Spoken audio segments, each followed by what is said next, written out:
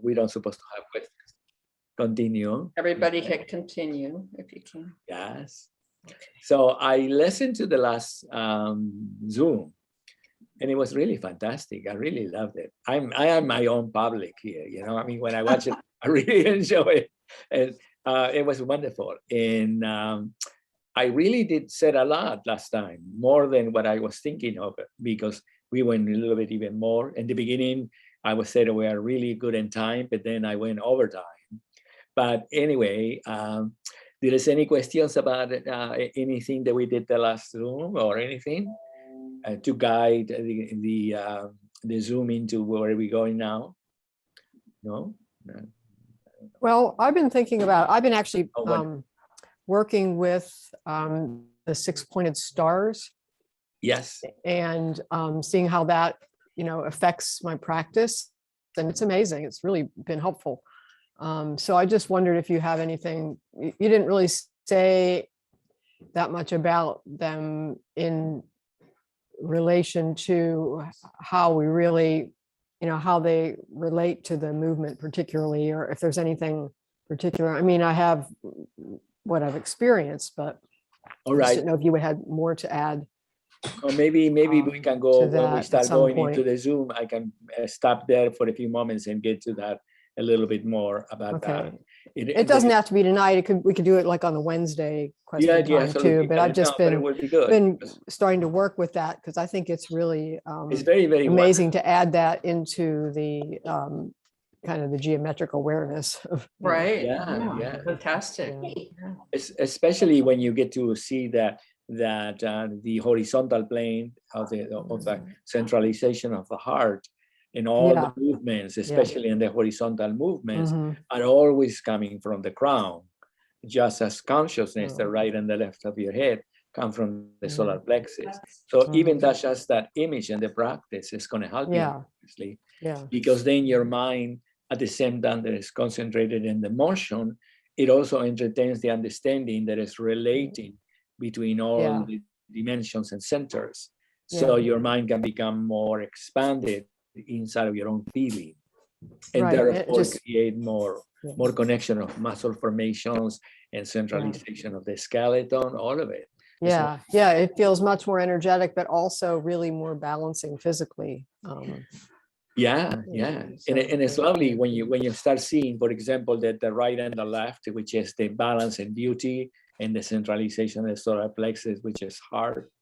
It comes from the crown, so then you can relate to that, and how the consciousness and unity, which is the field of consciousness, come from the self. So when you begin to just being in the contemplation of that allows you to understand that the consciousness without yourself will not exist, and without love, which is the energy in which the universe is expanded into infinity, which is actually the crown, your mind begins to create symbols inside of yourself that it help you to find the directions of the skeleton, find the directions of space, find the meaning, and so forth. Wonderful. So we'll go a little bit into that. Any other question? Anything else? What do you think? Yeah. Did you get the chance to read the poem by any chance? A little bit. The poem of it's kind of lovely, yeah. It's kind of lovely. It's been around for thousands and thousands of years, especially when you understand that Isaac Newton, who gave us the apple and the understanding of gravity, he was already in that field trying to understand what was everything about. So he was very much involved in esoterics, if you mean, in that time. Even though in that time we didn't have any understanding of the sphere of life. So I'll take you a little bit about to now, maybe that, since there's no questions, to the symbol of the coronal plane and the sphere of life. So we can talk a little bit more about what that means in relation to the poem. Shall we do it then? Shall we go there? Okay. So I'm going to just leave the screen. Share a screen. Right? Am I doing good? And then share. Allow it. And here we are. So then I'm going to take you to. Let me see. I'm going to take you to. Oh, I wanted to tell you this just a little bit about it, because I was looking into today what I said last time. And the fountain, we were talking about the fountain a lot, that the fountain, you already have all the information, that the fountain is synchronized with life. That it is the new field of energy that became available for all of us 30 years ago. That is the miracle of the poem, the actual poem, which was considered to be the magnus opus, that it was going to bring humanity into to experience the magic of what it was promised. So it became actualized within the fountain of life. So the fountain of life is constantly the very aspect of the very message that the poem has, since everything, foundation and crown are simultaneous. Everything is self-contained within itself. Everything is coming and going, right? Is giving and receiving, ascending, descending, transforming, becoming inside of the fountain. And then I'll talk to you a little bit about the fountain last time, but I don't know if it was clear that the 10 dimensions exist because the three senses of the self, and the three senses of the self exist within the 10 dimensions. Because it was we humans, at the end of the entire voyage, we can comprehend that we were created as humans to be able to eventually understand and be the perfection of the consciousness. So if it was a trial that we went through, and in our evolution was to be able to unfold our consciousness, and through time learns all the components from which eventually our humanity can return to its original state and its original imprint, from which then the fulfillment of the three senses of the self is exactly the same as the 10 dimensions of life. Yeah, the 10 dimensions of life is the whole scenario of consciousness that expresses the unity of life, and the whole scenario of the new consciousness of life. They are the same. But the three senses of the self are the same also as the 10 dimensions, because it was the three senses of ourselves as humans that allow the 10 dimensions to be able to come into existence as what we call the 10 dimensions. Yeah, because it was complex, because when we entered the new consciousness, we had to do it inside of the same system that we were existing in evolution, because that's the way we determined the words. That's the way we provided the scenario from which we were going to understand ourselves. So the three senses of the self are synonymous with the 10 dimensions, and the 10 dimensions are synonymous with the three senses of the self. Yeah. So it's important to remember all the time that even though we talk about the 10 dimensions as the whole field of consciousness of life, but the whole field of consciousness of life is actually the mental, emotional, and physical expression of our human self that through evolution was always searching to trying to find unity. And many times it got to be experienced momentarily, but it was unstable. So the mind sometimes became more important than the emotion and the physical reality. And sometimes the emotion took over and trying to really find out how it can live the emotional context of human with the mind that always was trying to preserve itself and to grow and to trying to find the meaning of everything.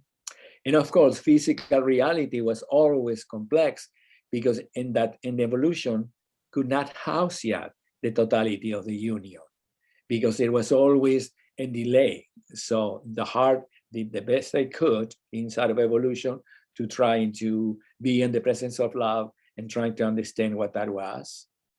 And the mind did the best it could in trying and creating all the religions and all the philosophies and all the books and hundreds of libraries about books talking about the possibility of consciousness, but it was never yet simultaneous with the physical reality itself. So even though in evolution we were living in the physical reality, we were not present in it. So because the moment of life was not actualized yet as the moment that corresponds to universal existence. The moment of life in an evolutionary reality was a conduit from the past into the future. And most of the time we were never in the moment. We were trying desperately to did what we did and trying to project us into the future. And the moment was always a little bit like a mystery. You know, sometimes it became present, as I said to you, in love.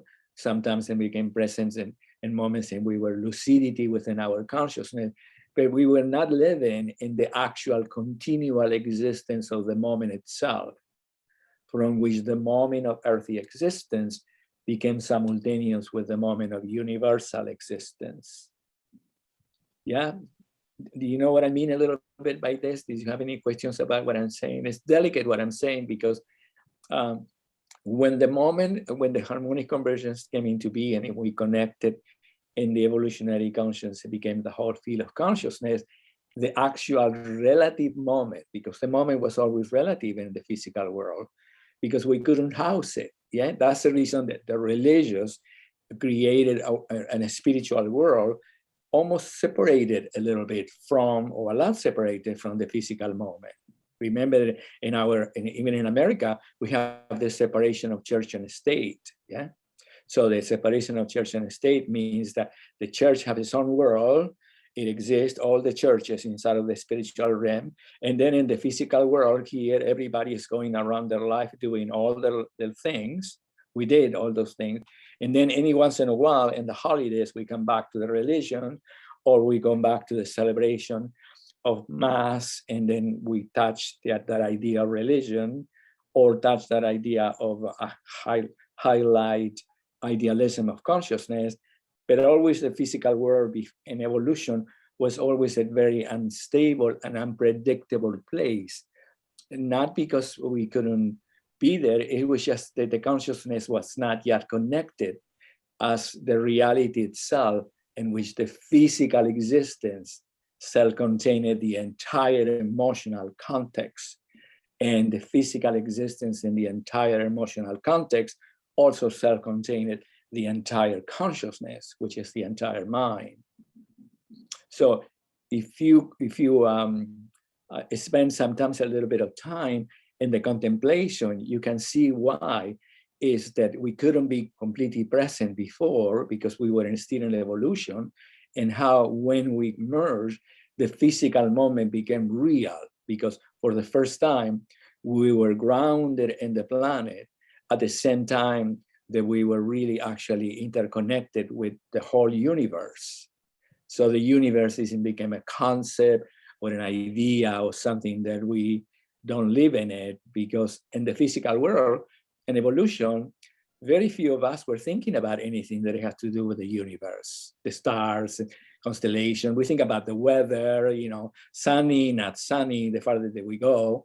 But then sometimes when we have eclipses, you know, and we think about it, or sometimes when we read something about it, we are discovering, but it's not something that we are living equally in the physical world as we live equally in the universal world. And it's just now that we are just beginning to really house in our immediate physical experience a world that is so large and vast that is helping us to understand that.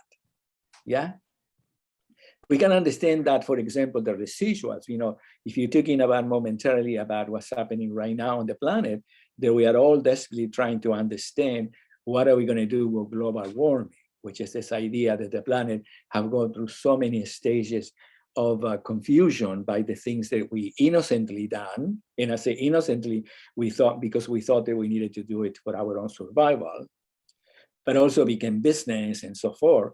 So you can see how in the remnants that we are still in the consciousness, many people in all over the world are trying to figure it out. Well, what are we going to do? How are we going to repair the environment? When in reality, in most countries in the world, they are just barely survive. And then they don't have enough money and everything.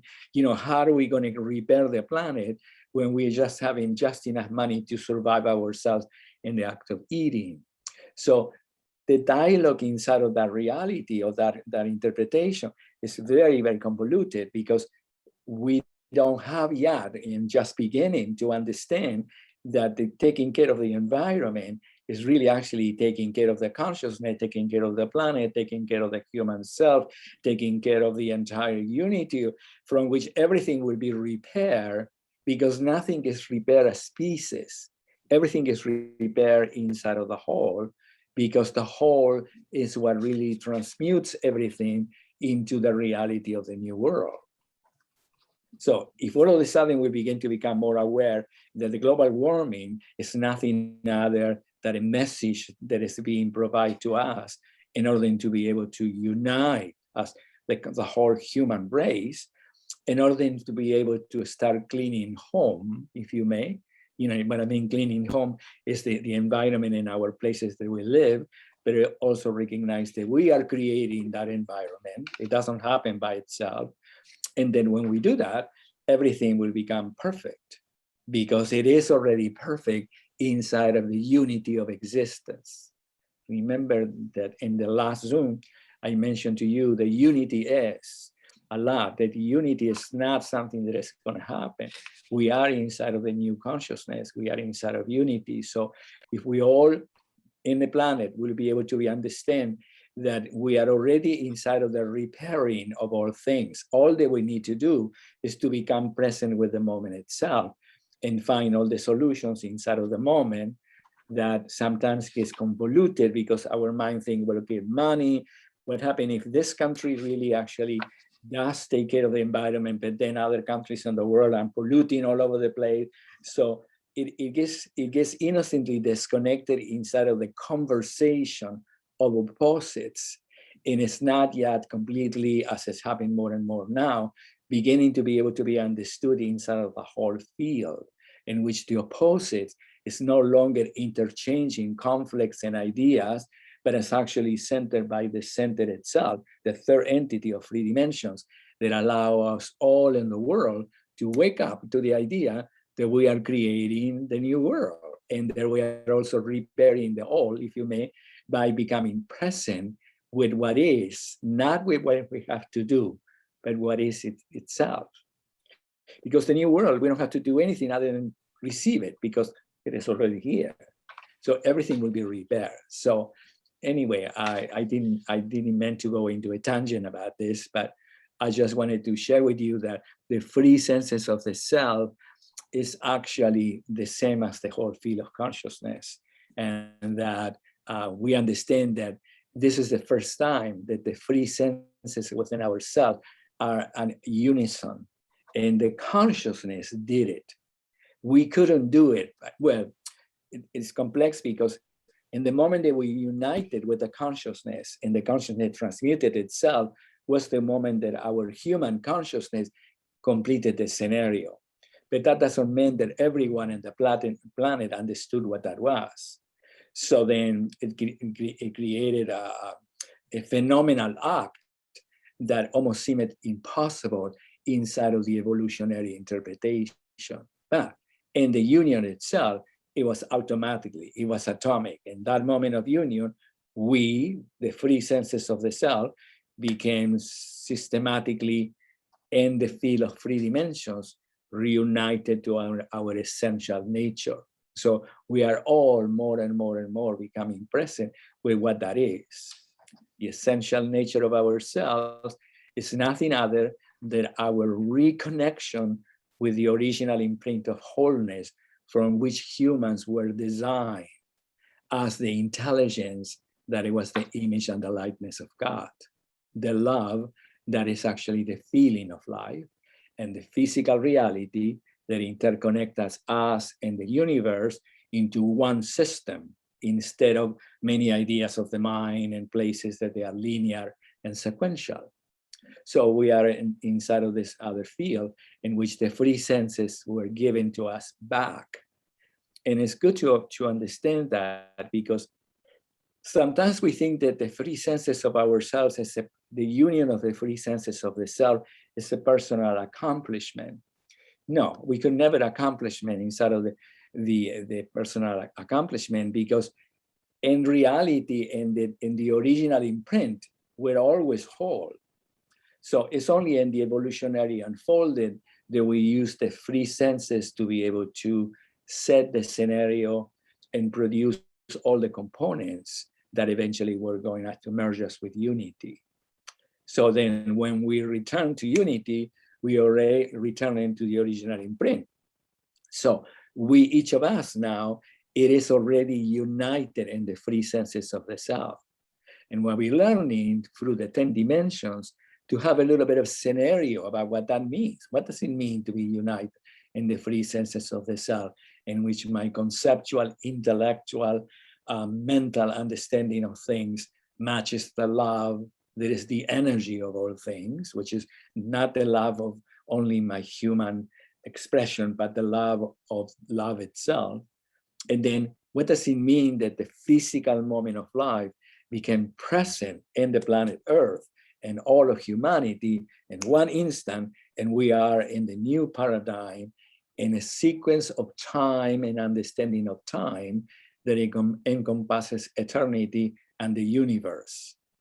So then as we all become more connected to that, everything will be instantaneously transmuted and repaired. And instantaneously, I mean our intelligence, our feeling, and ourself will manifest all the things that we need to be able to bring that about. But it's not that we bring it about into a futuristic happening. We bringing it about to match that which already is. So that's a little bit complex. So the repairing of all things are not in the future. They are actually like manifestations of an actualization that matches its own existence as it was already inscripted in the original imprint that we were designed as humans. So we are regaining the imprint, and the imprint self-contained already all the things that we think that we have to repair.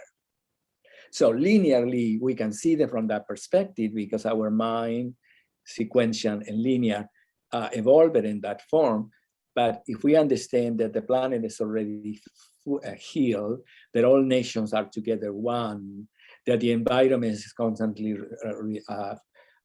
healing itself, that everything is becoming perfect because it is already perfect, then the conversation that exists in the planet between the dualistic, we can do it or not do it, but what about other nations? And what about what we're doing this? And what about the poverty? And what about the actual millions and millions of gallons that we have in the planet there? And what are we going to do with it?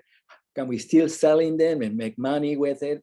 Can we still get the coal from the planet, even though it pollutes everything because it represents money, and there are so many institutions that they are depending on that money as the futuristic idea of power and money. So all those things eventually will dissolve within themselves because all of us are becoming present, and in the presence of ourselves, all those discussions disappear. What do you mean? Yes, we have to take care of everything because taking care of everything is bringing it to some natural state from which I, myself, as a human, return also to my natural state. But even beyond that, I get to reconnect with the intelligence that is a universal existence, which is fantastic and divine. So we're taking away the innocent projections that we created in terms of we must do something, and recognize that we already did it. And it's up to us to recognize how long we're going to take to really come to the moment in which the repair is already actualized in the physical existence, because it always existed already within the original imprint called human, and the original imprint of everything. Yeah. So anyway, so I'm okay with this. Do we have any questions about this? It's simple, right? It's just, it makes sense also. Yeah. So anyway, the three senses of the self. And I want you to understand that, this is the sphere of heaven. You see right here, the sphere of heaven. This one doesn't have the form behind, and this is just the movement and the planet, right? It's simple. The sphere of heaven comes here from the arm. You see right here, this is the arm, the center of your heart. And when you go into the sphere of heaven, you're describing this sphere within the geometry that then releases the spine and everything, of course. So the sphere of heaven is in here. The sphere of moon is in here. And then I'll show it to you within the graphic. But it's good to understand that this is the sphere of moon centralized in the human heart. Yeah. So then the sphere of earth, and when we did the 3 senses of the self, we have the option when we did it to create another circle around that encompasses this circle and this other circle. And this circle will become centralized in physical reality, which is the center of the pelvis here. And then from this circle, then, if we create this circle that it goes around right here between the shoulders and arms, and it goes around the solar plexus, that will become the sphere that corresponds to Earth. Yeah. And here, this sphere corresponds from the solar plexus to foundation. But inside of the movements, the sphere of Earth is in here. So I'm going to show it to you in the movement. But sometimes it's good to talk to you about this because your mind is saying, well, what do you mean? The sphere isn't right here, the sphere. But I know that you can begin to see that. So the development will be able to see it in your mind inside of the symbol is nothing other than the clarity of the expression inside of yourself then. So you see it externally and you have it internally. Yeah, so I'm going to go to the fountain of life right here for a moment so you can see, okay, I don't have it with the spheres, but this is what I was telling you last time, that in the movements, this is the horizontal plane, yeah, this horizontal plane, and the sphere of heaven is right here, see, right there, the sphere, that sphere that I was telling you is right here, and that is where the arms connect to the sphere of heaven, which is right here, yeah. The sphere of moon is this sphere that is a little bit, let me see if I can make it larger so we can see it. Oh, I'm sorry, I made it too large now. Okay, one time, yes. Yeah, as you okay, can you see it a little bit better when I do it this way, large, and the computer? Thank you, that's a lot better, yeah. Oh, wonderful, wonderful. So then, this is all the horizontal planes and all of the movements of unity and motion are from the beginning, from all the connections and all the paths and all the practice are always, always, always interconnected to your heart, which is the natural movement of life, the energy, you know, love, the natural movement of life. Remember that the movement of life is the impulse of creation. And the impulse of creation is love. It's called the primal mobile. In the beginning of time, from time, all the masters and everybody said, oh my God, the primal mobile, the primal mobile. Because it is the original imprint in which everything came into manifestation. So it's what we call the movement of life. So it's always centralized in your heart. Every single movement, every single connection, every single path, you're always centralized in your heart. And then the centralization of your heart, when it goes above the crown here, it will take you to the sphere of heaven, which will be right here. This is the end of heaven, just where you go into the highest center, yeah? And then that sphere of heaven, as it goes into here, it is actually another sphere that corresponds. Remember that I was telling you that sphere that it goes around here, that will be the sphere of earth that I was telling you right now, the one that is not here. I was going to do it to you, but I will do this graphic again for you so you can have it. The sphere of earth will be right here. And the sphere of moon, it exists in this line. I don't know if it's a little bit fainted, but it exists right here. That's the sphere of moon, from which we go above the crown, or from which we go around the crown in the sphere of earth. So the sphere of earth will be the end of the sphere of earth will be actually here, but the sphere in the completion around will be here around. Yeah. Now, are you with me a little bit into this? Do you know what I mean about the spheres? Can you tell me if I need to?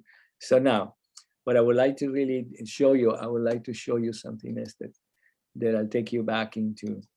Oh, I went back into the same place. I would like to take you to this graphic again that I was taking about the circle. This is a sphere. That what the spheres mean is that the spheres, in their definition, expresses within the body the natural formation of the skeletal frame of the skeletal body, human body, as it is suspended inside of a three-dimensional formation. So the sphere of heaven, the sphere of heaven, the sphere of earth, and the sphere of moon, and the sphere of earth is nothing other than the natural definition of the spatial relationship of the three-dimensionality of your skeleton. The natural distance that exists between the first sphere and the second sphere is the throat right here. So that will be the distance in your neck, the elongation of your neck. And the distance between your chest and your arms and the pelvic girdles and legs is the distance between your hips and your shoulders and hips, from which the vertebrae of the spine then can extend without having to grab themselves to extend. Because if the spine trying to extend itself, it contracts into itself and it pushes up. And then the pushing it up shortens one direction, thinking that elongate the other. So the three-dimensional extension of your entire spine, the distance between the head and the shoulder as the throat, that will be this sphere, the sphere right here. You see that sphere? The moon, I don't know if it is here. I'm not sure. No, I don't think so. So the distance between shoulders and hips are creating the release of the spine. But what I'm telling you is the spheres are the geometrical formations that allow the internal spatial directions of the skeleton to be able to be expanded without having to be grabbed by the mind. Because when the mind wants to sense something, innocently grabs it to sense it.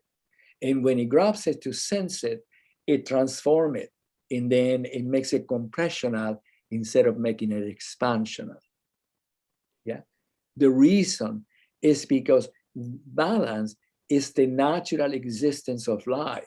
It's not something that you can bring into yourself as a willful experience. It is a natural byproduct of its own essence. So when we said we are returning to balance, what we really mean is we are returning to experience the wholeness of our being, which in one particular dimension means the physiological form of your being, expressing the neurological part of your being, which is the energetic field called life, and expressing the release, expansion of the mind, which is actually consciousness existing inside of love or energy, and then love or energy existence inside of the physical formation, which is the physical body. Yeah, so then let me see, should I stop for a moment here? There is anything that I'm saying, I don't have the right symbols right now, in the sense that they are here, but I don't know if it is helping you to understand what the spheres means. The sphere of moon, the sphere of heaven, and the sphere of earth, the sphere of sun. The sphere of sun coming down here will be the same as the whole formation of the sphere of life.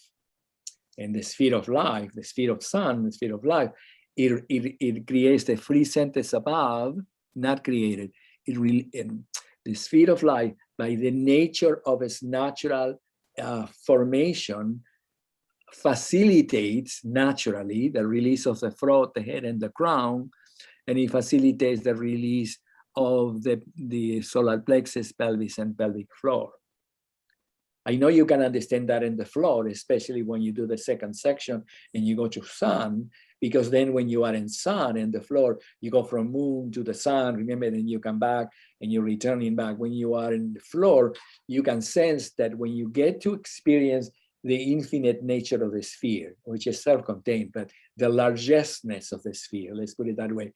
What you really get to define is the neck, the throat, and the crown, and down below, the solar plexus, the pelvis, and the pelvic floor. That so then you can get to feel them without having to grab them. It's a natural appearance of its own existence. So we are returning the body to its original state. Yeah. So that's the reason that I said that unity in motion is not an exercise, because when we exercise, the mind becomes stationary. The mind becomes right here, and then I'll do everything with the mind here. And in unity in motion, all the practice is to allow the mind to become centralized in the very place in which energy travels from the foundation to the crown, and from the crown to foundation. Yeah. So let me go back a little bit for a moment. Can I go stop share for an instant before I come back? It's okay, Ellen? Sure, yes. Stop share. Okay. So what I mean by that is that returning to the sun and the spheres and so forth, those connections are facilitating the interconnection of our cells.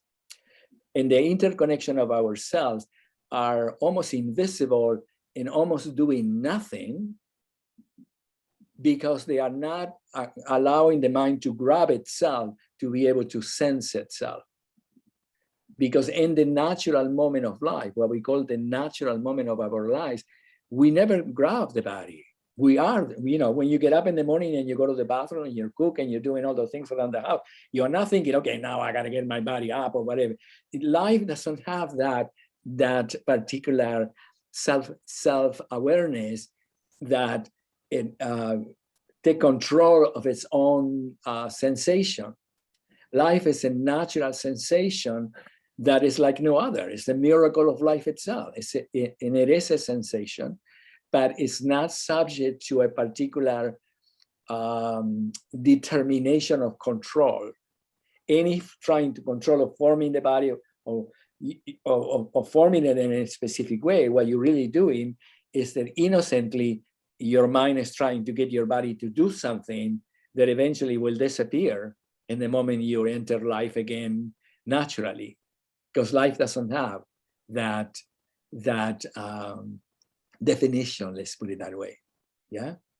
So let me see. I have to tell you something. Christian, I continue. Yeah, maybe the question will be really just wanted to say, I mean, you say all that, but in order for me to really be able to sense the natural movement of life, yes, I needed to be doing unity in motion. I needed to be in that consciousness. It's like you said, I mean, it's simultaneous. yes, but it's not like, I mean, your natural patterning when you're born and you have a set of genetic backgrounds. I mean, that is, and you're patterning yourself and all sorts of things, but the people you're seeing and all of that, it all becomes subconscious, but it's not necessarily the natural movement of life. Yeah, absolutely. So that's the reason that the miracle of the practice of unity in motion. Without the practice of unity in motion, you can talk forever about the consciousness, about the three senses of the self, about the dimensions of eternal existence. But nobody will be able to understand it, because it will be a conceptual idea that cannot be experienced within the natural sensation of themselves. Yeah. So when somebody takes the endeavor of learning or the practice, what it's doing is recovering all the natural reflexes that already exist, but that are not available momentarily in the consciousness of the person. So when the person doesn't have that comprehension, then it's innocently to the mercy of how it feels. That's what happened. If you have whatever it is, all you can do is to wish and to wanting to be healed and to do all that, which is helpful and wonderful. But since the mind cannot connect to that comprehension of what that means, then the person is innocently without tools to be able to reinstate at will its sensation, natural sensation. So it's not subject to any emotional mental or physical innocent confusion. Yeah, because when any of those three bodies are a little bit confused, our body suffers, our emotional body, our physical body suffers. We're all contracted. And then we go to bed for 8 or 10 hours, and then we get up in the morning, okay, we are ready to go again. And hopefully many of those conflicts will arise, because if it arises, the nervous system instantaneously goes back into the same place. But if you have the practice, you can always bring yourself to neutral, always. And neutral means that you can bring your mind into expansion by your connection to space. You can bring your energy to fluidity by the natural interchanging of the nervous system inside of your own system. And you can get the physical body to be balanced inside of a natural expansion. And then you're done until the next moment, in which hopefully you will not enter another conflict, in which you eventually have to start a little bit all over again. But even if you enter another conflict, you're going to be less and less and less, because eventually you understand, why am I going into here? Because in the moment that you enter a conflict, you're totally contracted. But sometimes you cannot help it, because we cannot help it because we are made of reflexes. And what we call reflexes are the memories of our ancient self, not even specifically from this life, from our ancient self. So my mind hear a word and go, oh, right there, you know, because it has a memory. And then it associates that memory with a very deep embedded neurological memory inside of the physical body. So then that's the reason that once we understand that, we can erase that little by little. And that's the poem. We're going to go to the poem. The poem tell you how to do that a little bit, because you have to do it gentle. You can't push it. Anything that you push it shorts itself into a formation that the mind tell you in order then to do something. But reality itself, you cannot. You can only enter in the most gentle way, because the moment itself, as it changes constantly into the renewal of life, it is the most delicate and the most softest and the most gentle and the most vulnerable moment of existence. Because the moment, it is like a clock. It's actually the universal clock. And you cannot hold one moment. It always is the same. It always is perfect. So the moment, as I said, is the strongest system in the entire universe, but it also the most delicate and the most softest and the most fluid. And that's who we are.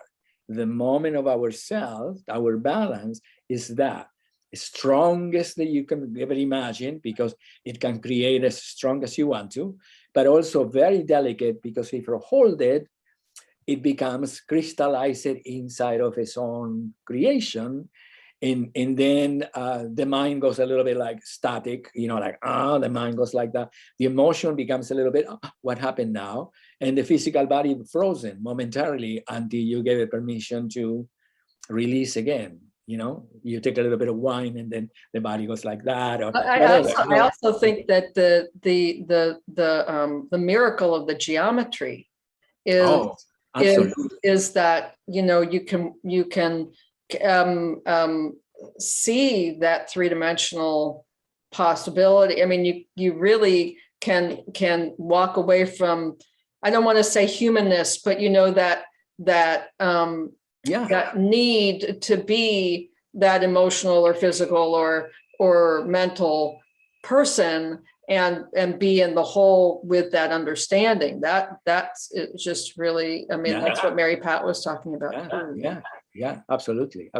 It's all innocent. Whatever happened to the physical body is nothing other than the deformation of our consciousness. I mean, it exists as a natural perfection, but also through time became the formation of our consciousness. So we're all different formations, different forms, because in reality, we carry the memory of the genetical sense, but also it's the formation that we created through our own experiential consciousness, feeling, and immediate actions in life. Every single action that we do is transforming us, but we didn't know that in evolution. You know what I mean? We didn't know that everything that we think is a neurological reflex inside of ourselves. Everything that we create or we manifest, it is actually a creation of our own self. We thought that everything was external. We didn't know that it was also internal. So that's what happened. We're all cleaning house now. But the reason that we're cleaning house is because the consciousness isn't here. We would not be able to do it without the consciousness. So the consciousness was the beauty of our return to it. Because otherwise, we may think that it's our natural accomplishment, which it is inside of the whole, because it's not separated from the consciousness. But without the consciousness, it's very, very difficult, because we were just going like in a free range circus, trying to go from this direction to this direction to this direction, and playing ping pong all the time inside of ourselves, which is being evolution, instead of being inside of the stillness of ourselves. Yeah. Remember that that's the reason we created meditation and all those things, to trying to get the mind to be still into itself. Yeah. But the problem, not the problem, is that the mind in its true nature, it doesn't hold either. Eventually the mind, it exists inside of the movement of all things. So it's not a mind that is still and everything revolves around.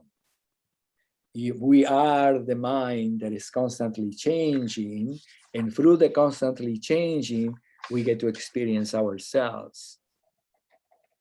So we are the centralization of the mind, but not as a holding entity.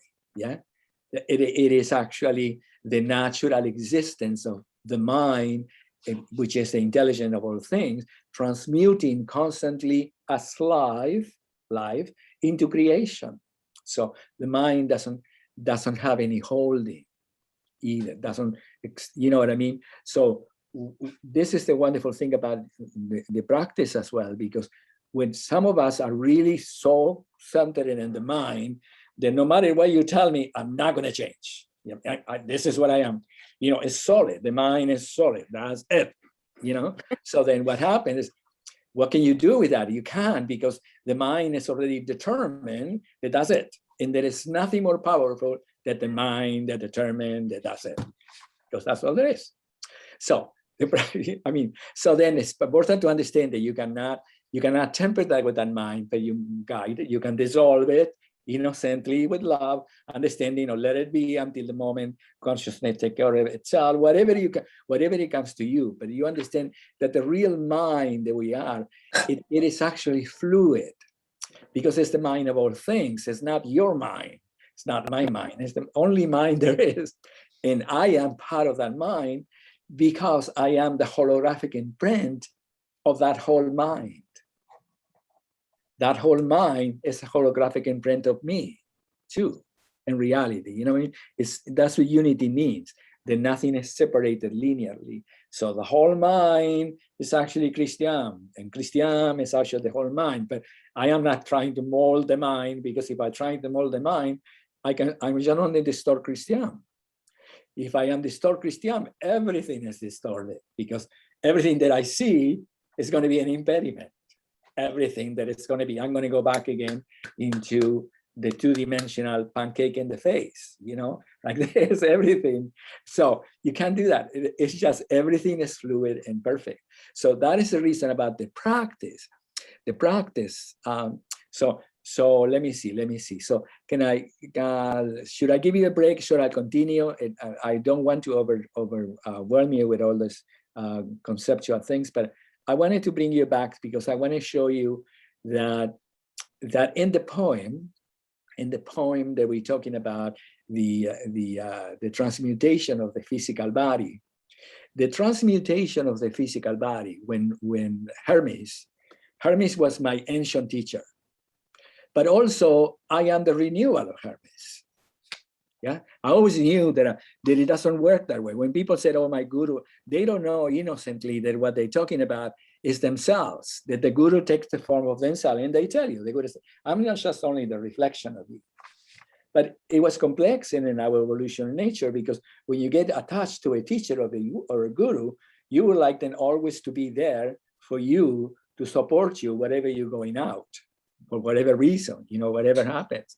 You don't know The guru never tell you, okay, you are more than I am, because I am a teacher and you are more than the teacher.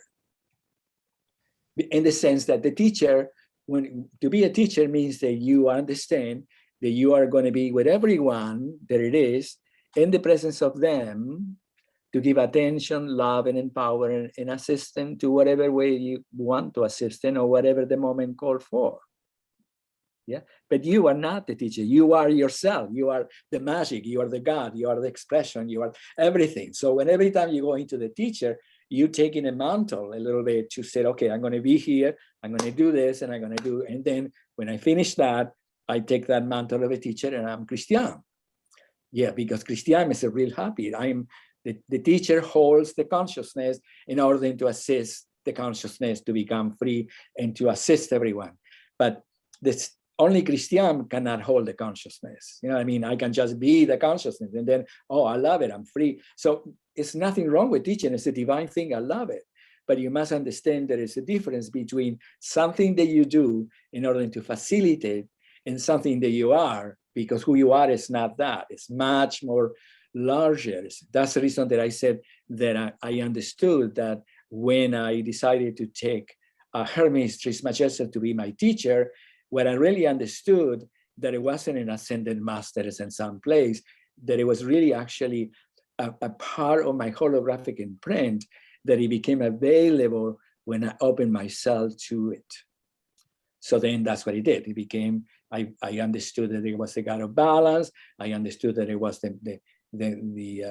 it was famous because it was the master of the three worlds. But nobody understood, what is the three worlds? What are you talking about? The master of the three worlds. For me, the masters of the three worlds, it was the master of the three senses of the self. The whole conceptual understanding of reality, the whole emotional understandings of reality as love, which is actually the moment of life, and the whole understanding of physics, which is the physiological nature of reality unfolding as energy and existing with a whole universal formation now as reality. So that's what he became, the teacher of that. Yeah. So anyway, I wanted to show you the I don't know what it is that I wanted to tell you now, that it was very important because it will be helpful. Can you help me a little bit about it, or should I just go into it and find it? I know that I'm supposed to go there and to tell you something about the poem itself. Yeah, the poem itself. Go to the poem. Yeah, the poem. So anyway, isn't the poem what I need to tell you? Because the poem was a mystery. Remember, I wanted today to go into Wikipedia before I got to you. I already done it about Isaac Newton, but I wanted to understand a little bit more his life, even though we don't know very much about it. But Isaac Newton was a mystic. I mean, all the physicists in the time, eventually, the only way you can grow a physicist is to become a mystic. Where will it go? You know what I mean? Because everything becomes so in the final expression of mysticism and science it was found in quantum entanglement.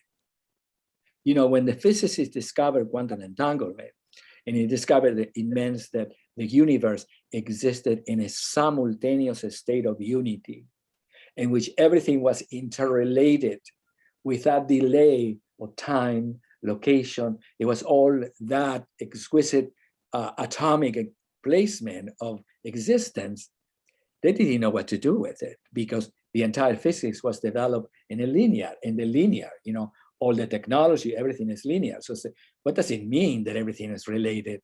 Because the physicists didn't have, I shouldn't say that because I don't know, but inside of the science, the understanding of God and mysticism and all that realm is like a little bit hocus pocus, a little bit, you know, because the science mind said, I can only believe that which I can prove.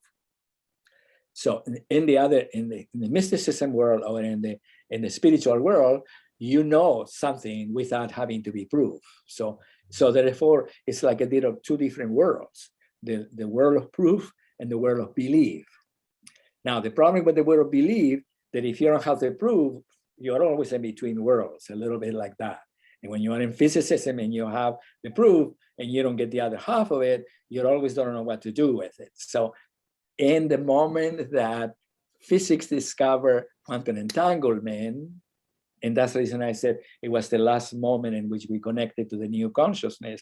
The new consciousness merged quantum entanglement and quantum physics, quantum mechanics. And then when it merges into one, physics became the moment itself. Physics means nature. The study of physics is the study of nature. So we enter the nature itself. That's what happened. So sometimes I wanted to tell you that a specialty, it was very necessary because it created a very definite part of the puzzle. But sometimes it created his own impediments because that particular part of the puzzle could not understand the existence of God and the center of the spirit and the existence of Hermes Trismegistus or the center, blah, blah, blah, blah, blah. All those things are really actually jujus, you know, and the mind is like another world. So we had an advantage in the last few years for us because we were be able, by not being specialized into everything specific, to explore a very vast scenario within the world that we live that now allow us to integrate things very easily because we are not innocently constricted to only one aspect, yeah, of that knowledge. We have the whole field of knowledge. So anyway, I'm going now to where I'm going now. Let me see. I'm going to share a screen, and then I'm going to share again one more time. And I'm doing good. I have half an hour or maybe 20 minutes more. I'm doing great. We're doing great. Tell me if you need a break or you need to stop for it. I need to relent. You tell me, okay? Okay, we're doing good. Let me see. I'm going to get down here. We're doing good. All right. Thank you, Carolina. Carolina is actually the energetic field assisting us to really keep everything cool. Don't, you know.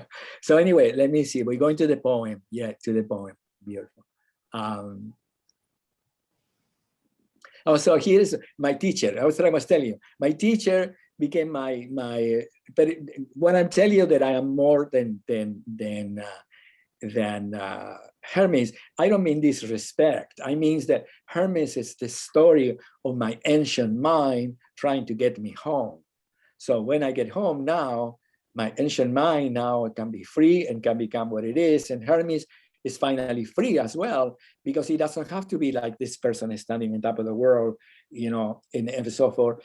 It can be that too, but it transmutes itself into another form, which is what it always was, the intelligence. Hermes was the ultimate intelligent being, very intelligent.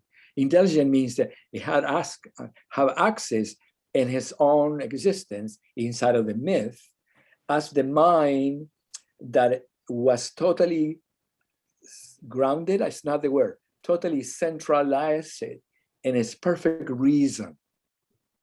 The true mind is perfect and centralized inside of its perfect reason, which means that everything is understood as being what it is because of reason. It's the absence of belief. It knows what it is. It doesn't believe. It doesn't hope.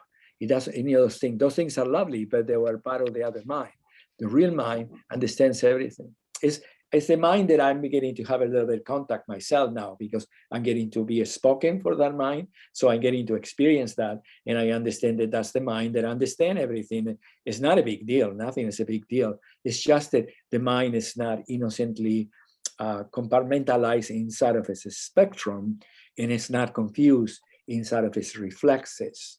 When the mind is confused inside of its reflexes, then it becomes complex because you don't know. Sometimes you're clear, sometimes you're not clear, you are not for sure, you know, but then also you have access to moment of reason, like every single human being have access of reason. We were created in perfect reason, yeah? The only complexity that we have as humans when we were in evolution, that when we couldn't leave our reason, we became a little bit like shadowy because we denied the reason, and then we thought, oh, the circumstances demand me to do this, and I got to do that. And then when you enter that, you enter the labyrinth. And then when you enter the labyrinth, the emotional, mental, and physical were a little bit confused, and the self got a little bit like in the cellar. expecting another glass of champagne or something to come out, because the self cannot come out when the three senses were a little bit confused, because the self is the natural balance of the three senses. It is not. Yeah. Christian, Yeah. I think what you're saying, unity in motion itself, though, if you stop and think about it, it does not have beliefs. Unity in motion is not about a belief. Absolutely. It's all about what you're just saying. It's the natural knowing. It's a knowing. You either know it, it can't believe it. You can't, how do you believe unity in motion? Well, sometimes I think that maybe I don't make myself, let me see, how can I say that? I think that when I began classes in Pittsburgh and I began to come and you became students and everything, and somehow you believe in me because you love me and you thought that I knew, but now you really recognize that it's not it's not just because you love me or believe in me that unity in motion has its own existence. Yeah, it does. So then, but it took time, because remember, I knew everything that I said, but I was not as clear in my understanding of wholeness as I am now. Yeah. Yeah. You're So, more grounded. well, because I was using in the past, I used my idealism to be the great momentum of my life. So I was using my idealism. And now my idealism became interconnected with my physical reality as well. So I'm totally ideal, but I'm totally realistic. Let's put it that way. The idealism became realistic in me. So that's the reason that I'm more myself, because I don't have that before. I was dependent, because in the physical world, everything was so sometimes innocently, sometimes perfect, but sometimes so confusion that I can only rely in my idealism to get me going constantly without getting contracted or stopping or blaming. I have to really keep moving forward. And you are the new consciousness, because you were the ones who reflected me in love, and you little by little assisted me that if I have any belief in me, could be really actually transmuted into the knowledge itself. Yeah, because when you have knowledge, the belief disappear. Yeah, belief only exists when the knowledge cannot match its nature. Yeah, not to make it judgmental, but anyway, this is what it is. So anyway, here's the picture of my teacher, which I love him. You know, it was fantastic. And we love him. It's still right now, he's fantastic. So then Hermes is the one that brought the caduceus. Remember the healing that all the chiropractors have in the windows? You know, we adopted this. Then we adopted in the American reality, I think in the Navy. In the Navy, they needed to have a symbol and brought it, but the symbol existed forever. But they took it outside of the memory and brought it back. And you know, this is the crown, of course, the three. You know, the 1, 2, 3, the crown. This is the tree of life right here. You know, right, all the senses right here. The pelvis, the pelvic floor. Let me see. Yeah, this will be the solar plexus. This will be the center of the heart. No, let me see. Yeah. No, this will be the throat. This will be the center of the heart. This is the two eyes, you know, the mind reflecting itself with the two snakes. Then finally I see, oh my God, here we are. You know, the two snakes looking to each other. Oh, my God. And that the reflection matches the reality.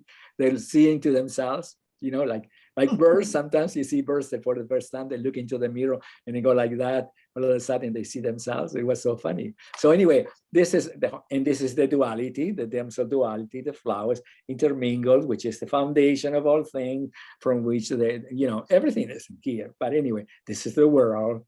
Anyway, but that's what it was. So I was telling you that I was going to read a little bit more about the divine Isaac Newton.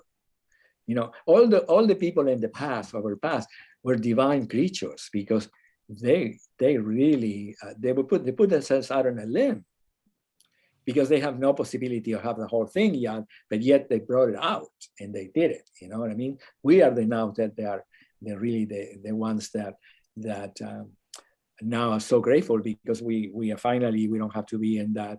We are not out in a limb anymore. We are actually everywhere with it.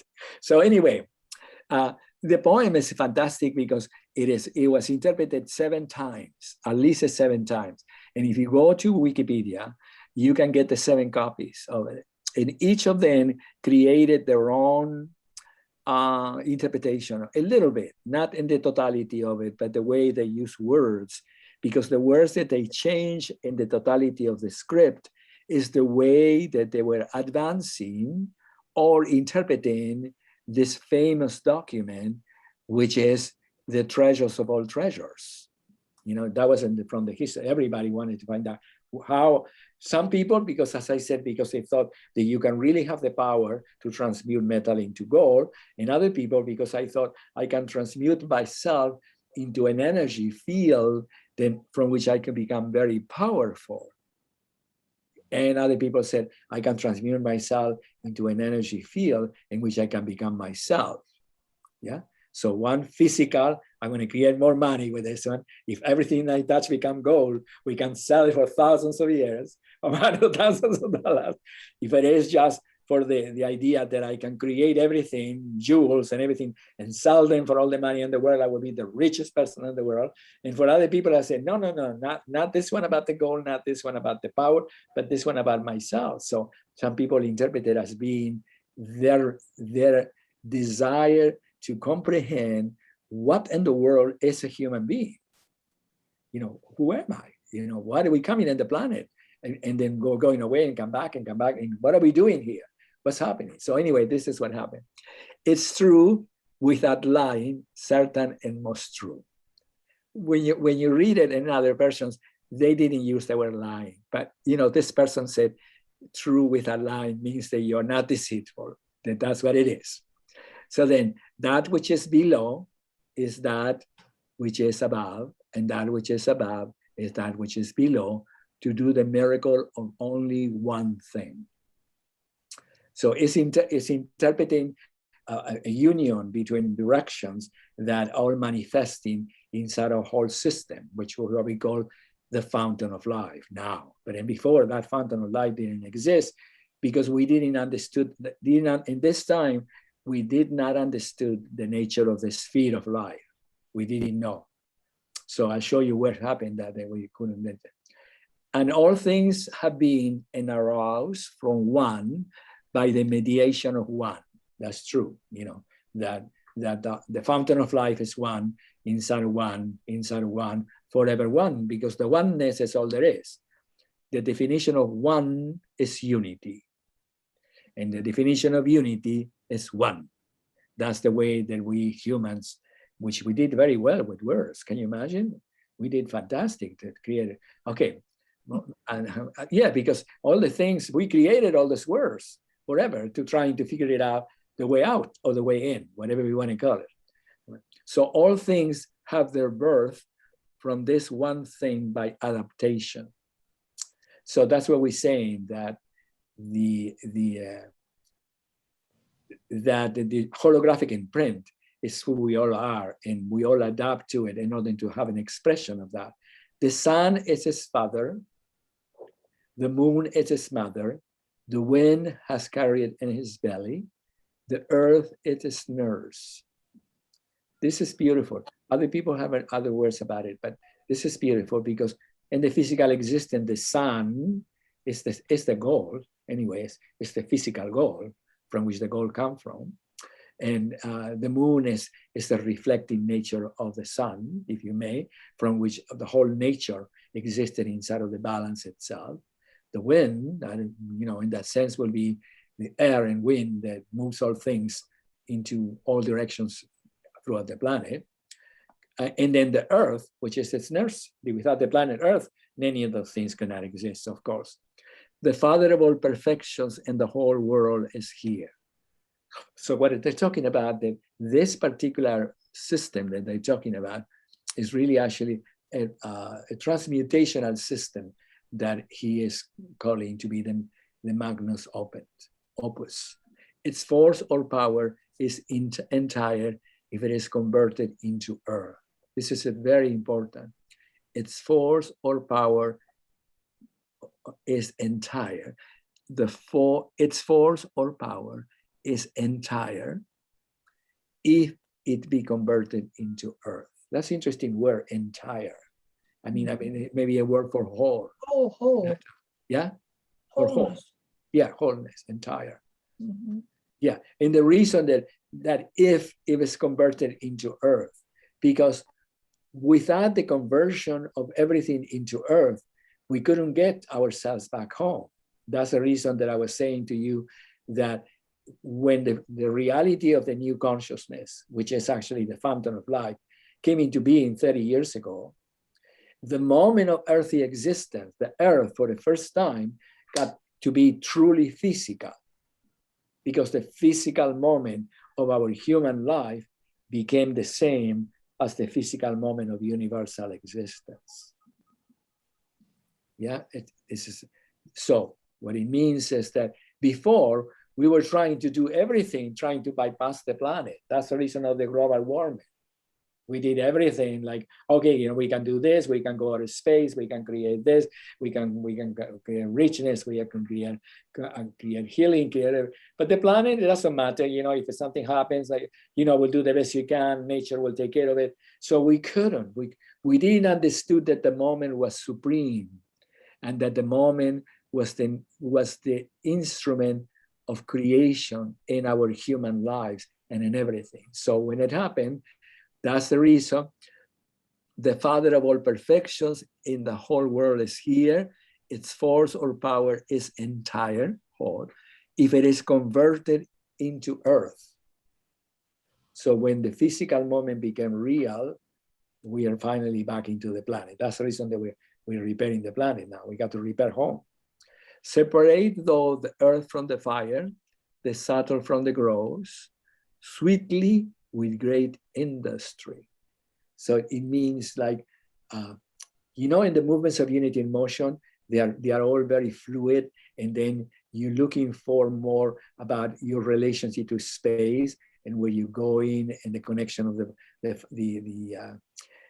path of balance, and the traveling of the mind above and below, and little by little begin to reconnect the system inside of his muscle formation, inside of his or ligaments and muscles, from inside out, instead of from outside in.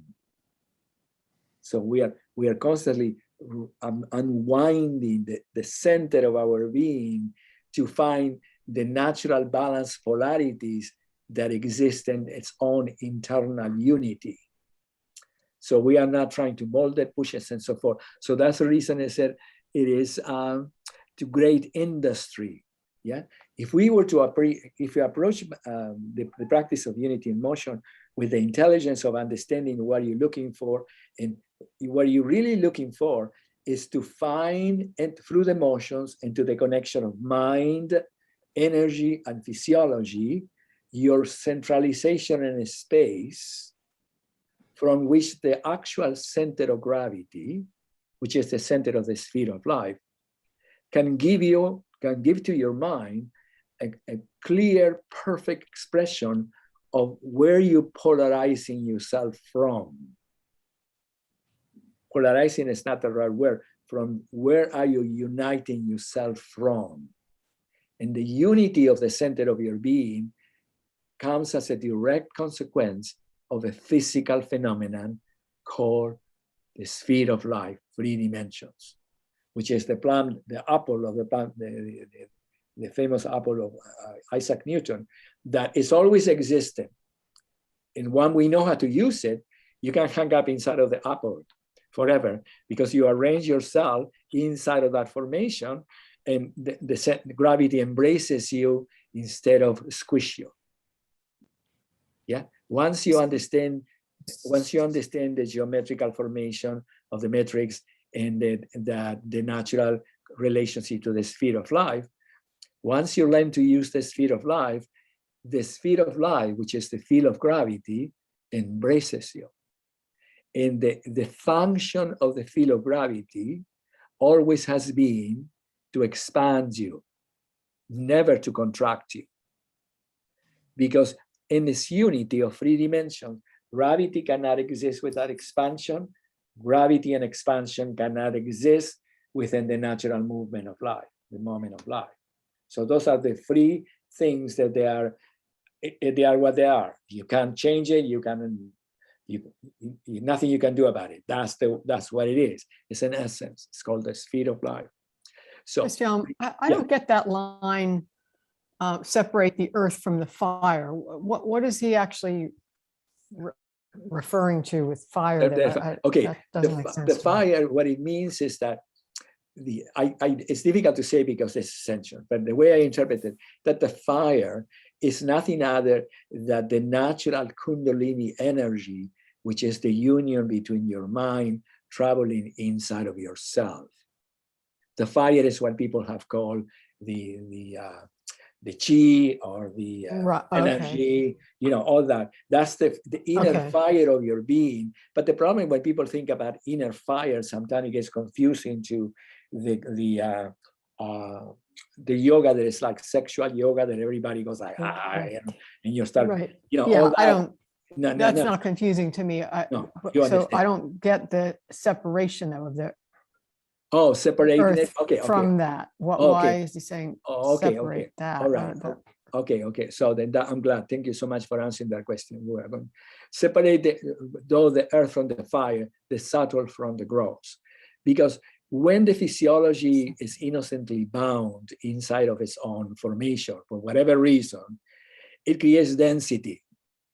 It creates density and blockage, innocent blockage of energy that then gets reflected in the spine and the muscles and the ligaments and the mind and the energy. So it is a formation. It becomes like a bubble.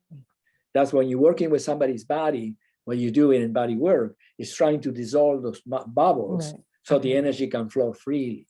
So it's separating it in a way in order to unite it. To reunite. Exactly. And that remember that time that was very separated means know that what you're really doing is creating the space inside of the density in order to provide the fluidity that have full access to the fire. Yeah. Okay. So, that makes sense. That's what I mean. So then you take away the packages of energy in order to create the space. So then therefore you dissolve the density that it was not real, it was created, who knows, who cares? But the most important thing is the dissolving of that package of energy assists the space from which the fire, which is the original feeling of life, the Kundalini, the energy can really flow freely. So the Kundalini is life force, everything is life force ultimately, but we call it many things. Yeah, I mean, so that answered a little bit. That definitely clarifies that. By this means, what he was saying. Yeah. Okay. Yeah, but remember that this was very in this particular time when this was written, we were very dense physically. Can you imagine a few hundreds? I don't know, maybe 300 years ago, we were very, very. We didn't have a lot of cosmos in ourselves, even though it was understood, but the physiology was very basic, very out of the necessity, because everything was very survivalist. I wouldn't have been able to live 10 minutes in that world. I would just, impossible because we are much more refined because of the times. And in that time, it would have been difficult to live because everything was so hard, Anyway, by this means you shall have the glory of the whole world.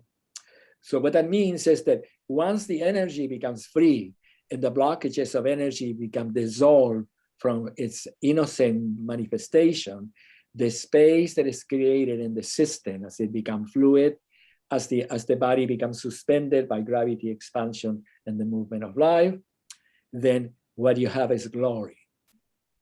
And the glory is difficult to really interpret it, because the glory can be whatever you decided what that is. But in my personal experience, the glory means recognize that you are in the presence of the perfection of all things. So I don't think any possibility of glory more than the perfection of all things. The glory of God, it doesn't mean that somebody is going to come to God and give him $100 million and gold and jewels and fruit and everything, because all that will have no meaning. Glory is nothing other than you being in the presence of a whole field that is eternal in its nature and has manifested itself into in an imaginable world that is much larger than you could ever imagine, and is devoid of any danger.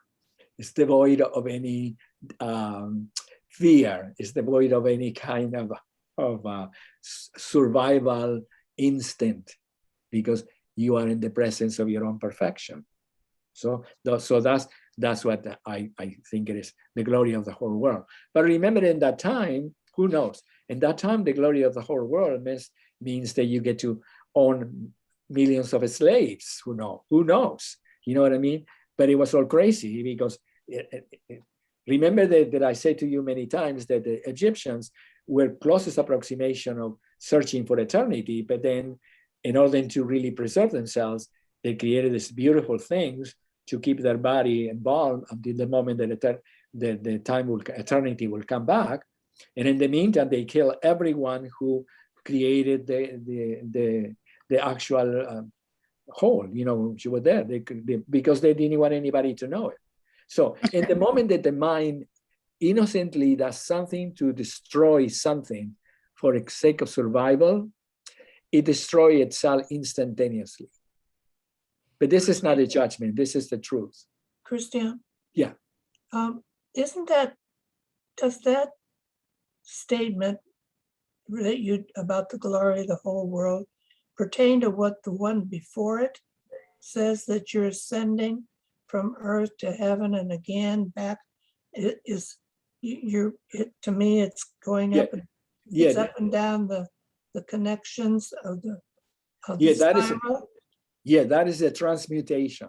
The whole thing about ascending to heaven and ascending from foundation to heaven and to heaven to foundation is the constant transmutation that is occurring as you become more and more accurate in the energy of your mind, situated as the actual travel of that energy. So therefore, you have the glory of the whole world, and you have the glory of God, or the whole world. Yeah, but so I mean that's also what that means. But the real glory of the whole world means that you are in your natural state. Yeah, the glory of the whole world is in natural state. Okay. It's complex. It's complex. But let's go back a little bit to what I'm saying to you. That the energy ascending from the foundation to the crown, and the crown to descending to foundation, is the way that the mind can begin to really centralize itself in its own natural moment-to-moment existence inside of its unity. Yeah. So I say that again, because this is that going from foundation to crown and from crown to foundation is right. It is what he said, going from the highest to the lowest and from the lowest to the highest, is that the mind eventually, through the practice, the mind eventually will centralize itself in its own natural traveling. And when the mind centralizes itself inside of its own traveling, the actual experience of the sphere that we cannot talk about here becomes the actual union in which the mind is not seated inside of its own intellectual observance. The mind is not seated inside of the mind. The mind becomes interconnected with the energy and interconnected with the form. So that's the union that created the glory of the whole world. Yeah, that it answers that a little bit to what I'm saying. Yeah, that's the fountain of life, isn't it? Yeah, that's the fountain of life. Yeah. And thereby, by this means, you shall have the glory of the whole world, and thereby all obscurity will fly from you.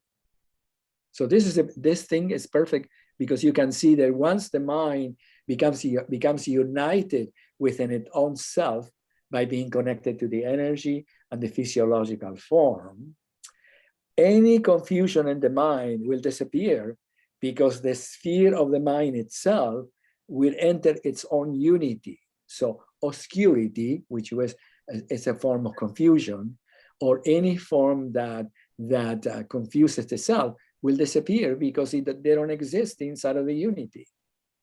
Yes, so that's what he said. Its force is above all forces, for it vanquishes every subtle thing and penetrates every single solid thing. Its force is about all force, for it vanquishes every subtle thing and penetrates every solid thing. What that means is that once the energetic field begins to become clear in the practice and you are in the energy field, the actual energy that you are expressing is the actual energy that exists in the smallest particle of form. Is the actual energy that exists in all things. So you are penetrating all things because you are the makeup of everything that existed as form. So when you touch it, you give it a full meaning. Yeah. So I'll come back in a moment, but remember that it was a famous picture of Adam and God, going and God almost touching him like this. I don't know if the picture has distance or touching. So what it means that the touch transmitted inside of that energetic field the entire knowledge of existence, because the energy is the entire knowledge of existence. So that's the reason its force is above all force. And it's okay, but in that time they couldn't mention force, but I guess they have to use it. For it vanquishes every subtle thing, because it is beyond subtle, because it is the essence itself, and penetrates every solid thing, because it doesn't grab it. It doesn't grab it. It is the same as the substance that make all things. Once you know that you are the same as the substance that make all things, everything that you touch will become energy directed toward you. And it can be touched by the mind. Exactly. By the mind, it can be touched by the heart. And you will grab by it. the physical touch. You never grab anything. You will hold it or whatever it is, even if you have to create force, but it will be holding the entire content of it. You wouldn't be just hold the surface. You wouldn't grab it. You wouldn't, that's innocent. That nobody grabs things out of knowledge. They are innocent, When we become solid in our consciousness, it says, pass me the bread. Pass the bread, I got you the bread. When we're talking about passing the bread, it's like the whole elements that can make the bread is you too as well. So here we are, So that's the energy. Remember Isabel spending hours and hours and hours in the healing table with people without ever touching? Remember what they were doing? I don't know the understanding of it, but what they were doing, they're transmitting energy, which means they understood that the very energy that they have can be transmitted through your own heart or from your own will. And then through the process of spending hours or whatever time, you can infuse the person with that energy, because you understood that energy that you talk in energy, that you call energy, is not, it's the thing itself, it's the essence.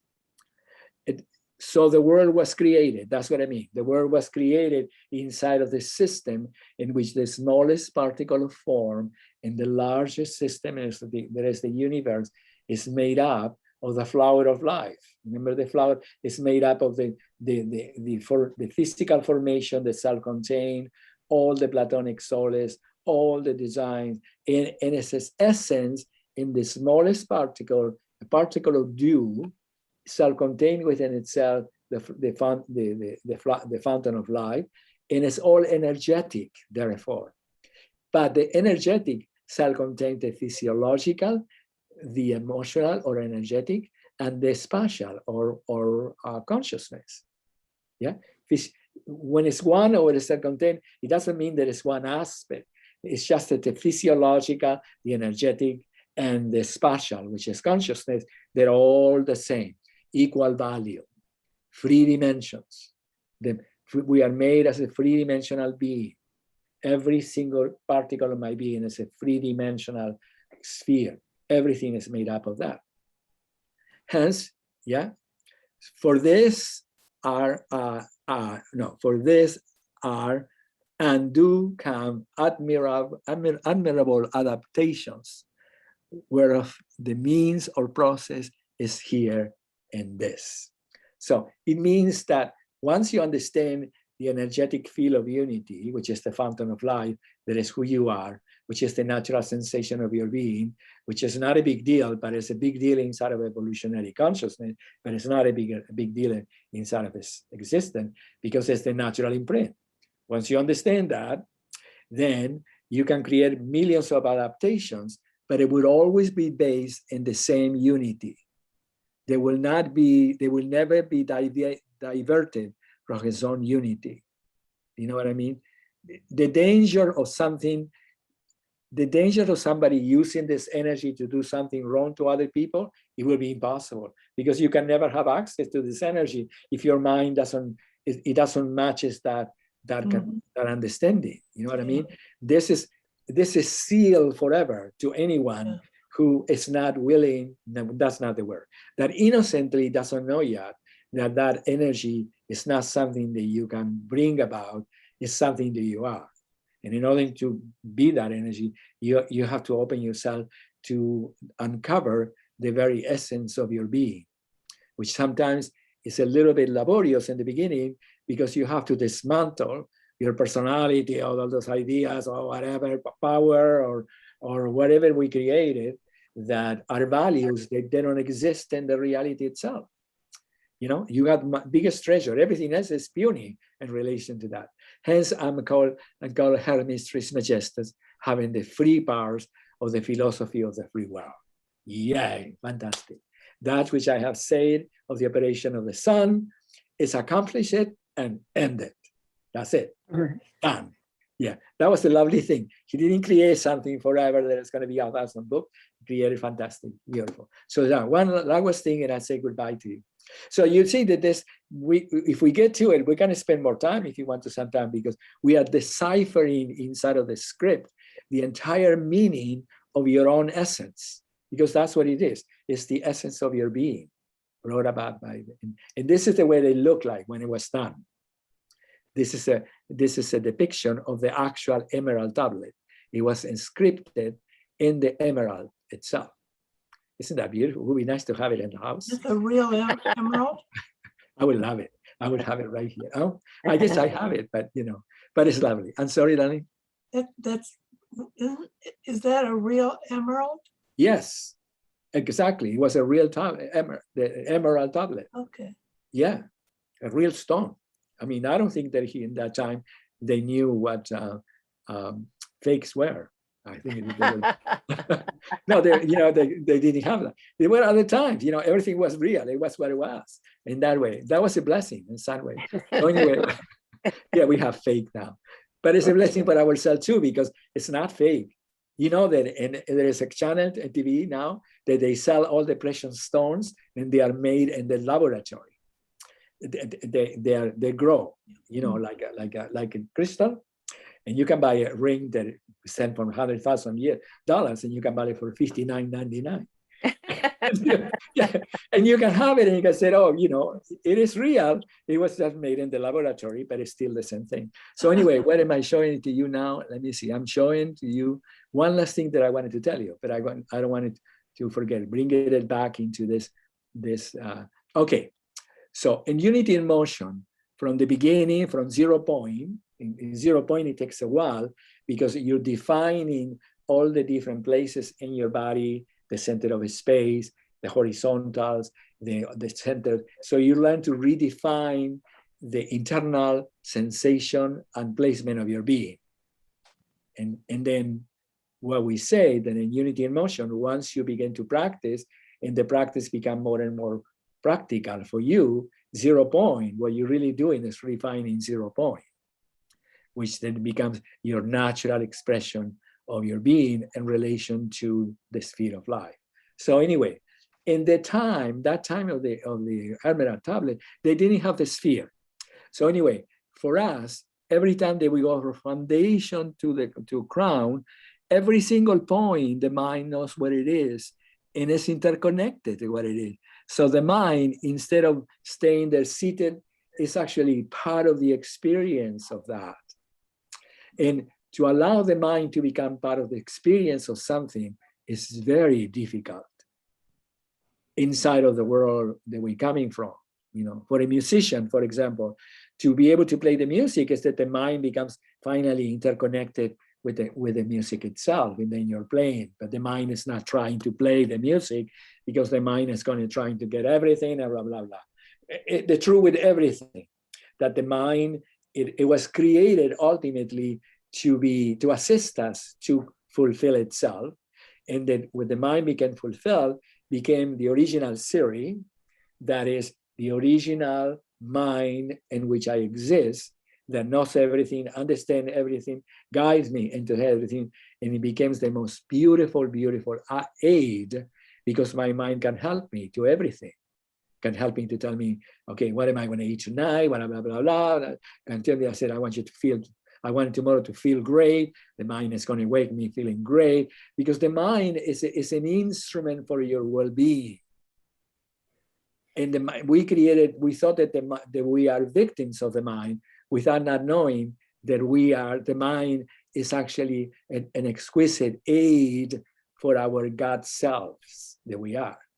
So once you tell the mind what to do, it's going to guide you. You have a problem, your mind will tell you immediately what to do, everything. So anyway, the reason that the movements are so extraordinary is because it's the way that the mind can begin to become in contact with his own feeling, and became in love with his own sensation, instead of having to be always in the watch. It's all about connection, isn't it? I'm sorry? It's all about connection. All about connection, all about natural reflection, connection. So anyway, this is all that happened in unity and motion, every single instant. And you're becoming better and better and better, because you begin to understand that the physiological structure of the skeleton is actually the natural energetic field from which the sphere is informing you about the geometry, about your cell, about your unity, and so forth. The sphere is the most beautiful thing, and the sphere is stationary. You are the only one who change in relation to the sphere in the practice. Yeah. Then once you become connected to the sphere inside of your own sensation, the next instant becomes the flower of life, the fountain of life, because then the sphere, which was stationary, will always be stationary, but it's a conduit from the infinite expression of your own infinite regeneration, which is the energy of life. You are in the eternal connection to everything. Yeah. But the sphere is essential, because that's the only way that the mind can become acquainted with itself. Yeah. And it's difficult in the beginning, because our evolutionary mind, everybody has said, okay, I am my mind. Everybody believes that they are their mind. You know what I mean? So then it's difficult to ask somebody to do something that they don't want to do, because they think that that's who they are. They don't understand that that was something that we agreed to really partake of it. But anyway, this is it. This is the perfection. We got a few things today about it. I think that we become more clear about it, the above and below. We became more clear about Mary Pat. We never got to really touch the things that you were talking about, the 6-pointed star, but we'll get to do it next Wednesday. We get to, I guess today we talk about the spheres, the sphere of heaven, the sphere of earth, the sphere of moon, and the sphere of earth. Yeah. And then remember that I told you that the sphere of earth is the sphere that we have. I didn't put it on purpose, right here. And that will be the sphere of self. You see right here will be the sphere of self. But I didn't want to do it because I felt like the sphere of self becomes, it's not self-contained. It's actually infinite. So I didn't want to put it in one like a self-contained, heaven, moon, earth. That's the reason I didn't do it. But also, it's important to understand that if the sphere were to be here, right here, which is the same size of all the sphere, the 4 spheres express the natural elongation of the 3-dimensionality of our skeleton. It's the natural relationship of our skeleton inside of our cells. So it's not like arbitrary. The spheres are not like, oh, the sphere. No, it is actually the natural distance formation, a spatial distance formation, the metrics inside of your being. So you don't have to grab yourself to lift yourself. The formation of the geometry will expand you without you having to contract your mind to get you to do that. Because if you contract your mind, it's okay in the beginning because it's wonderful, whatever you can do. But if you contract your mind, you shorten the circuits of that which you really wanted to extend. You shorten. Yeah. Okay. So I let you be. I love you. I had a fantastic time. Again, I went a little bit longer than what I was supposed to be, but I am addicted to all of you. So I love you. You're going to stop. Thank you, Christian. Christian, stop the share for a second. So yeah.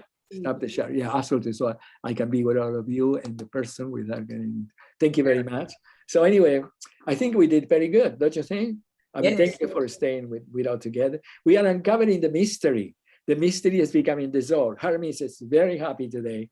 Yeah, because finally, can you imagine? Oh my God, all the thousands of years of energy. So, And so yeah, Isaac Newton. Big celebration today. Yeah. Really? Yeah. So yeah, absolutely, very wonderful. We're dissolving the dream and allow the dream to be fulfilled because it was beautiful. The dream was what has taken us home. Without the dream, you wouldn't understand anything. Okay, you wouldn't understand words, anything. So it was beautiful. So I love you. I'll get to see you in 10 days. Okay. Thank Ciao. Thank you, everybody. I love it. Ciao, darling. Love you. Ciao. Very lovely. That was very Beautiful. wonderful. Yes. Beautiful. Wonderful. Love you guys. You too. Hey. Hi, Carol. Hi, sweetheart.